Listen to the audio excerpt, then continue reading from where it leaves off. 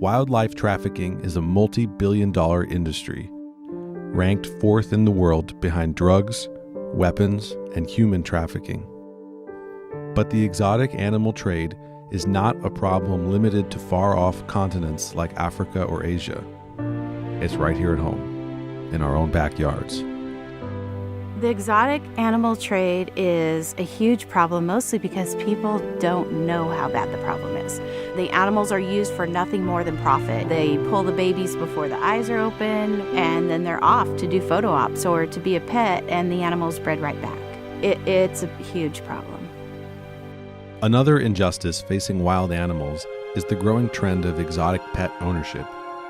Exotic animals do not make good pets. 99.9% of the time, private ownership doesn't work. They get the animal when it's cute and cuddly, and by the time it's about 8 months old, 80, 90 pounds, they're calling for someone to help them. And it's hard because the sanctuaries are full, or they end up in the back of a backyard in a teeny little cage for years.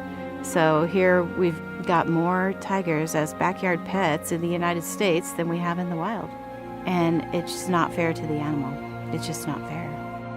Animals in the exotic pet trade are subjected to physical abuse, neglect, isolation, and exploitation. Most of the animals are in terrible condition. A lot of them have evidence of malnutrition, skin diseases, and it takes a lot to get them back to at least some sense of welfare. Since 2004, Bobby has worked to create stricter legislation for exotic pet ownership. There's still several states in the United States where you can own any animal as a pet. And so we've been trying to work on a federal law that would prohibit private ownership and then also slow down the unnecessary breeding. Like most, she was not always aware of just how extensive and brutal the exotic pet trade was until a rude awakening in 1990. I was actually searching the classified ads, and I would see lions, tigers, leopards for sale, and I answered the ad. And in no time discovered the exotic animal trade and how bad it really is and how badly the animals are treated. They don't want to walk, pop him in the ass and make him walk. Hurt him, don't touch him.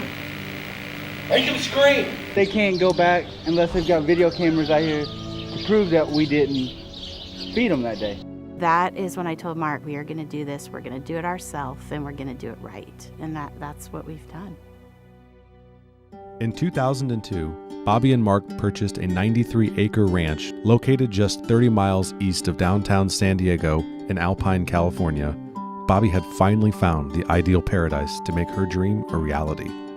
We just try to give them everything that they would have in the wild and even more. They get proper nutrition, proper care, the most natural habitat, and then of course we even give them toys to play with. So as close to perfect as we can get it without them going back in the wild.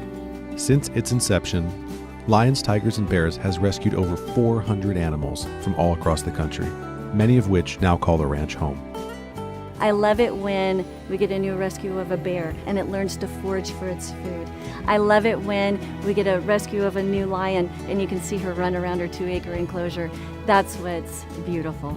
It really makes you feel good to see that your money's going toward a worthwhile project. Each and every contribution goes directly to the care of the animals in their forever home. Every life here counts, so every visit counts. Every little bit helps. Simply by people coming, that is directly helping the animals. When they bring a donation of a bag of apples or a pack of chicken or peanut butter and jelly, all of that helps and it's going directly to the animals.